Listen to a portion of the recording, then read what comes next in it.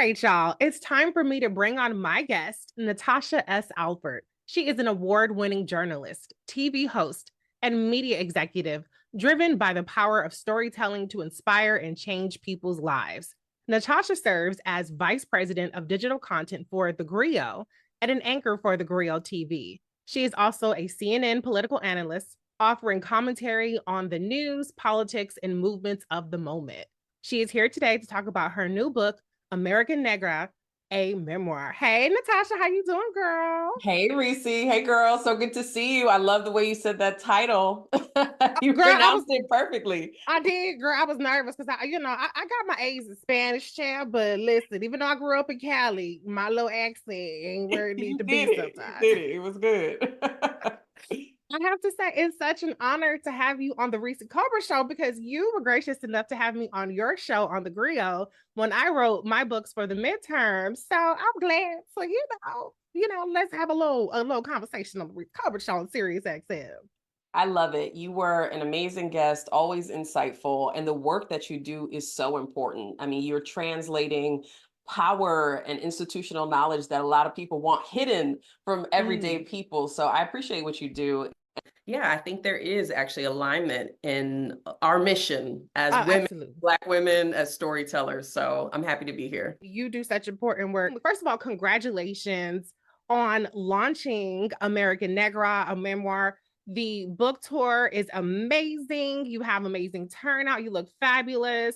How is it just being out there on the road, also on TV, on radio, everywhere, promoting such a special and important project?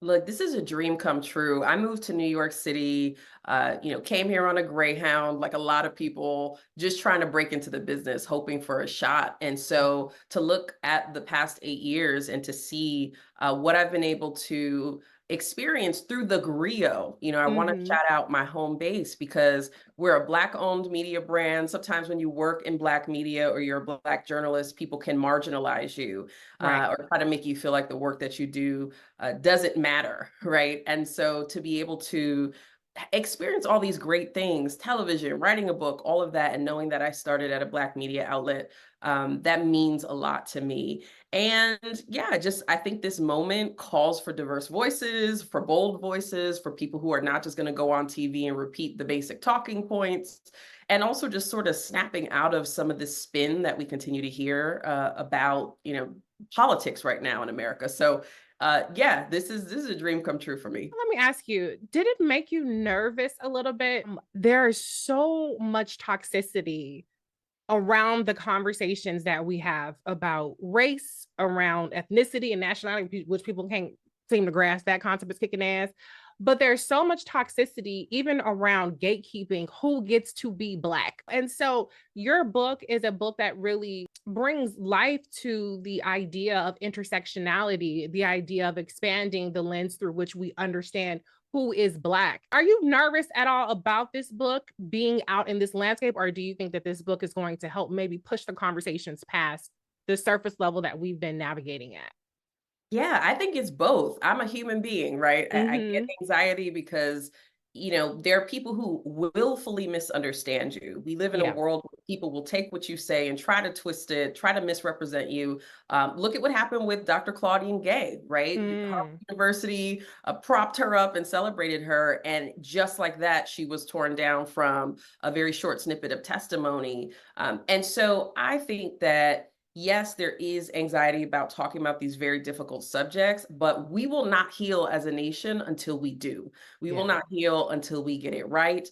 So I do think that we can move people forward. And I want people to understand everything that we are seeing, we've seen before. These are patterns. This is history replaying. There are blueprints to creating division in America. And so when you know your history, you will not be fooled by some of the shenanigans that you see right now. And so that's what the book tries to do, is help us to understand some of the past fights that we've had over race and ethnicity, over community. And so hopefully that is enlightening for people and they can apply the lessons to today. I absolutely think that it is because there's a human aspect to all of our stories. And so there are things in this book that anybody can relate to, regardless of their background, from growing up, going to different neighborhoods and seeing how the white folks live versus how we live, or going through education and finding community in a predominantly white institution. It's an elite one. He was at Harvard. But there's so many things that people can relate to in this book. Who are you hoping takes a second look at the book? Well, you know, the Black community has always had my back. Yeah. I am an African-American woman and I'm a Puerto Rican woman, right? My Mhm. father is Black American. Our people come from Florida and South Carolina, and my mother's people come from Puerto Rico and they moved to the Bronx. So this sort of combination is actually pretty common, right? Think about Yeah. it. Oh, yeah. Cardi B and Offset, they have a child. She Mm. would be what I am, right? This sort of Mhm. interesting, it's not biracial, but you're multi-ethnic. And so that's who I am. And so I do hope that the Black community in America, which is very broad, sees that title, sees the negra, and goes past any assumptions they have about what an Afro-Latino might think, because Yeah. we keep hearing this narrative that Afro-Latinos don't want to be Black. And that Mhm. applies to some people, right? There are also Afro-Latinos who are very proud to be Black, who have obviously known that they were Black from the day that they were born. They've been activists, you know, they're fighting racial justice fights right now. In Puerto Rico, there are Black Puerto Ricans who are fighting for natural hair protection Mhm. legislation because they're being discriminated against for having locks and afros and that sort of thing. So I hope actually for our community that we pick up this book and we learn about some of the really diverse history that gets overlooked and overshadowed, and also to see how much in common we have with each other, as much as there may be some differences. There's a defensiveness sometimes in the Black community when somebody says Afro Latina. Like, oh, wait, what you mean Afro Latina? You Right. know, like people think like either you're saying it to try to claim Black when you're not really Black, or you're saying it to try to elevate yourself. And so I like that, this book is about really expanding the lens and bringing our communities together, because there is no, even though we live in a very factional world, we have these things that really bind us together, and there should be more understanding about it, as opposed to trying to either just painting with a broad brush of just being Black, or trying to exclude it because people want to deem it not Black enough. So I appreciate that you're And you know trying. what? Can I react to that? Because Yeah. I actually didn't even use the term Afro-Latina until way later in life, right? Right. I identify as a Black woman. I've always been a Black girl, Hmm. but it was this Afro-Latina terminology was really, I think, a way to let the Latino community know that we cannot be erased, that we are Okay. here. So, you know, there are those of us who use it in that way. But then, as you said, there are also those who don't even have really a drop of African ancestry, who appropriate. And I talk about that in the book too, Yes. kind of the Black fishing that we see. You know, there was a white Jewish woman who pretended to be Puerto Rican and was called out by Black Latinos for faking the funk, right? So I actually think I welcome these conversations. I think it's really important. It's just important to have the conversation with nuance, and I hope that American Negra does that. Absolutely, it is. It's about diving deeper and having these conversations.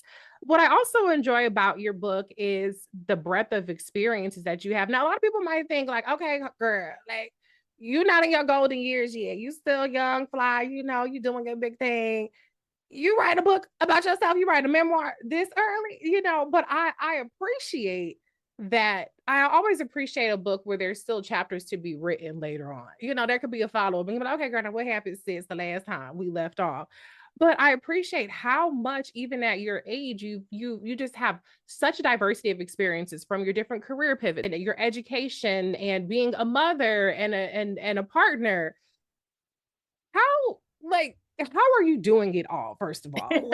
Just announced that you are finishing up a master's in public policy at Princeton University in the midst of a book tour, in the midst of your full time. Like, how? Please explain to people how you're doing this, okay? In addition to how you've Oh. written this book, like, give us some pointers on how to be like you when we grow up. Well, I asked myself that many mornings, trust and believe, when I got to get up at 4 a.m. for TV. I'm like, what child, why did I sign up? Yeah.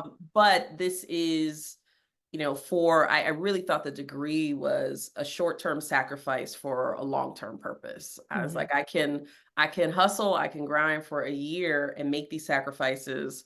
Obviously, I have help. I could not do this without my loving fiance.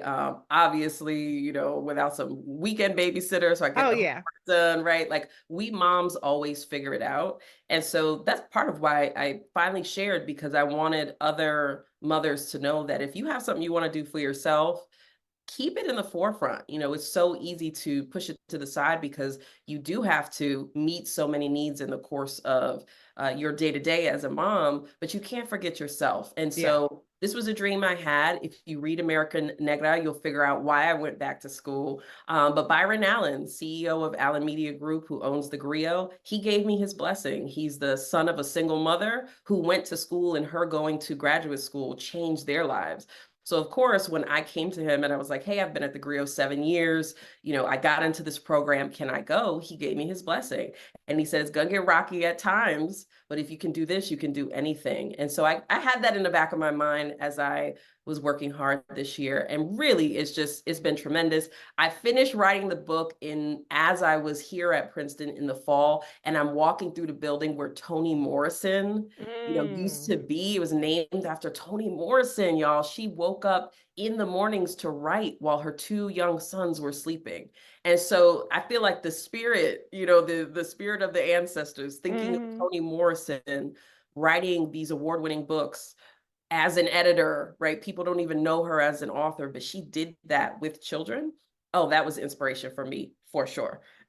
Well, you are our Toni Morrison now, girl. You're the Oh, next generation of Toni Morrisons, because you're just showing us the blueprint of how it gets done. Okay. thank you, sis. Let's Thank talk you. about something else though in the book that I was flabbergasted to hear, because we just talked about how you've managed to do all these extraordinary things and juggle all of these different responsibilities, but you found out that you have a condition that's actually quite common in the Black community. Talk a little bit about that and how that has impacted everything that you're trying to do and how you manage that. Yes, well, shortly after I turned 30 years old, I was diagnosed with lupus.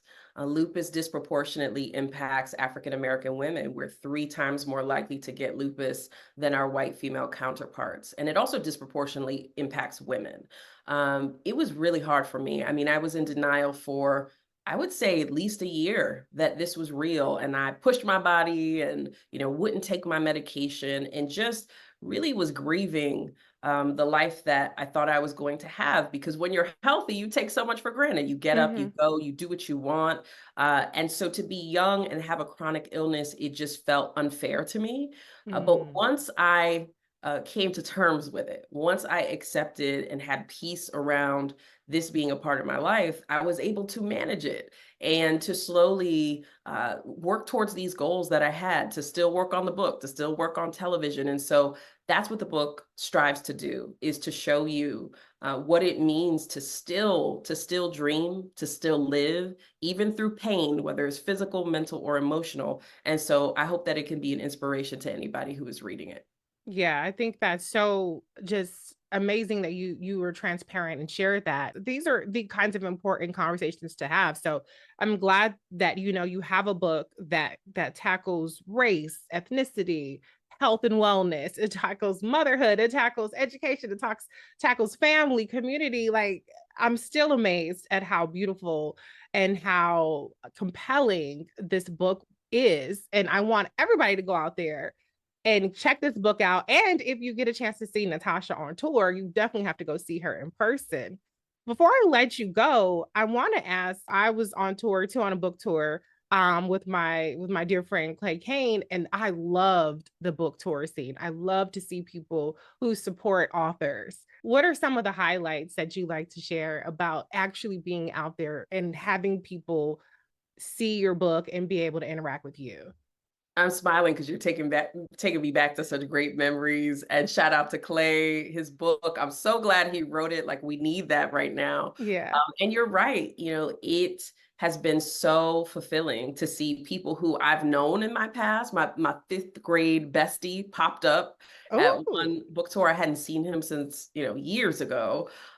So everyone from people who knew you back when to new people who say, I've been waiting for a book like this, or I Mm. have a daughter who is, she's Black, she's Latina, and she doesn't have anything for her. Right. But Right. also, I think there was like this older white man who approached me in my Boston, Cambridge book stop. And he talked about one of the scenes where I talk about being pulled over by police with my family. And he said that like touched his heart. Actually, he was also talking about, I went to like a Black Women's Saturday Academy, and Mm-hmm. that moved him. And who would have thought, right? So Yeah. Yeah. people surprise you. You can't predict how it will impact them, but to see them in person experiencing love for something that you wrote, oh, there's just nothing like it. I know, I know. And I'm glad you mentioned the woman about her daughter, because that's a very common thing that I've heard out on the road is that people are looking for things to give their teenagers, their young adult children. So this is definitely the kind of book that resonates across all ages. So Thank you. Oh, n- thank you, Reecie. That yeah. means so much to me. Oh, of course, of course. I'm so excited for you. I want to continue to see this book thrive and do well, in particular in this environment where we have to get out of the toxicity and the factions and just the nastiness I think that we have about who people are. So I'm hoping that this book helps bring a little bit more of the humanity back to Thank people and how you. they look at each other. So I thank you. agree. I Yeah. agree. As a CNN political analyst, there are a lot of people who have assumptions about me, right? They hear Mhm. Harvard, they think, I'm some East Coast liberal elite. They don't know my story. And this is really a great way to show just how complex we are, that you can't make assumptions about people. You don't know someone until you've heard their story. So I couldn't agree more. And I hope that people pick it up and support it. Go into stores and ask for it. That's how we keep a book like this alive. Oh, absolutely. So tell folks exactly how to find the book and how they can follow you. Yes, so you can go to any bookstore. This has been published by HarperCollins, and you can ask for American Negra by Natasha Alford. It helps to go in there and buy it actually at the bookstore, but you can also get it on Amazon, where it's a top new release for African American books. And find me at Natasha S. Alford on Instagram, and I'll be posting all about the book tour. We have a website, AmericanNegra.com, but follow me on Instagram. That's probably the best way to get updates. Yes, because we want you to be able to keep up with her. She's writing her next chapters. I'm calling it for you right now. As you keep these next chapters going, or maybe you want to throw back and revisit another chapter, we want to make sure we keep up with you and all the extraordinary work that you're doing. So thank you, Natasha, for joining us. And you're welcome back anytime. Thank you, Reecie, your family, and thanks y'all for listening. I appreciate it.